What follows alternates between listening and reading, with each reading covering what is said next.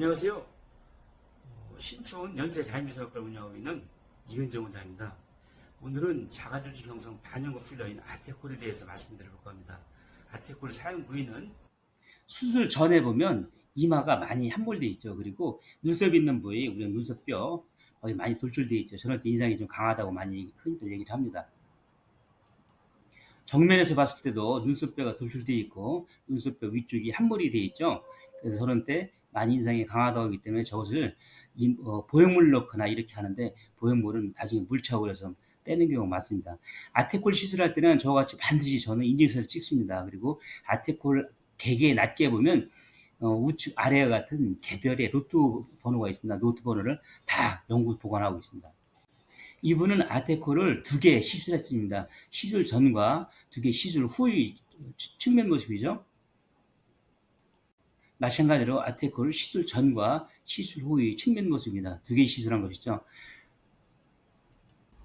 그러나 보시는 것처럼 가운데 부위에 과소교정된 부위가 있어서 약 4개월 후에 2개를 다시 추가했습니다. 그래서 총 4개가 되겠죠. 그래서 하기 전에 다시 디자인을 했습니다. 저 위로 주로 윤기시키려고요. 그래서 시술 전과 시술 후의 총 4개 한 시술 후의 모습이죠. 저 같은 결과는 저건 자가조직이기 때문에 영구적으로 유지가 됩니다.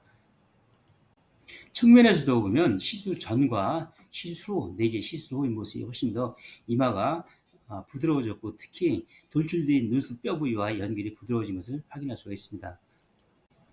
반대쪽 측면에서 본 결과이죠. 이미 4개를 맞고 4개의 뒤의 결과이기 때문에 저 때의 결과는 영구적이라고 봐도 됩니다. 아테콜은 1994년도에 제가 처음 도입했는데 이 개발하신 분은 좌측 아래에 있는 닥터 램페이라는 독일 성형외과 의사입니다. 저분이 개발하셨고 성분은 보면 30에서 40 마이크론 크기의 표면이 아주 매끈한 순도의 PMMA 성분을 가지고 이것을 6개월 미만의 송아지 보바인 콜라겐에 믹스해서 우리가 주사를 하게 됩니다. 아테콜이 부작용이 많다고 알려져 있는데 초반에 제가 도입할 때는 2세대였고 지금은 4세대입니다. 지금 현재의 유가종, 우리 흔히 얘기하는 부작용 비율은 0.01%, 4만 녀에서 4명이 발생했다는 논문이 약 2, 3년 전에 나온 것으로 제가 확실히 봤습니다. 일반 히알루론산 필러에 비해서 월등히 낮죠. 또 유가종이 형성되었을 때는 우리가 트리아미시라는 주사 가지고 쉽게 수술이 아니고 쉽게 가라앉습니다.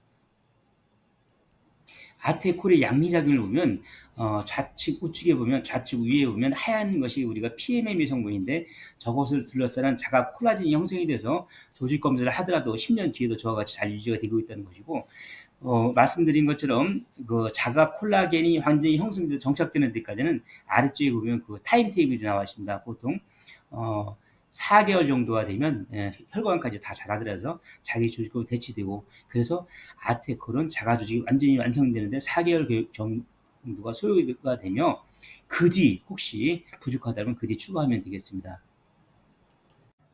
아테콜은 한계가 0.7cc입니다. 그렇지만 이것이 지속기간 대비해서는 가성비가 상당히 높습니다. 특히 필러가 반복 시술할 때 우리가 신명이나 피부 기사에 같은 것이 생길 수 있는 것에 비해서 가급적이면 한 번 맞을 때 오래 가는 걸 맞는 것이 유리하죠. 그리고 반드시 개봉할 때부터 정품인 것을 저는 꼭 환자분한테 인식을 시켜주고 보여줍니다. 그리고 그 안에 있는 아테콜에 붙어있는 인증 문서 같은 것을 남겨서 반드시 영구적으로 보관해서 나중이라도 문제가 생겼을 때는 우리가 확인해 볼 수 있도록 이렇게 얘기합니다. 유사품이 아주 많다는 것이죠. 그리고 4개월의 결과는 반영구적인데 이때는 처음 맞았을 때의 약 70% 정도가 유지가 된다. 그리고 공급하고 시술하는 경우는 6군데밖에 없습니다. 왜냐하면 이것은 반영구 필러이기 때문에 시술 경험이 중요하기 때문이죠. 그리고 유가종이 생겼을 때는 유가종 비율은 0.01%지만 생겼을 때는 트리암 주사로 수술이 아니라 쉽게 교정이 가능하다. 이렇게 말씀드릴 수 있습니다.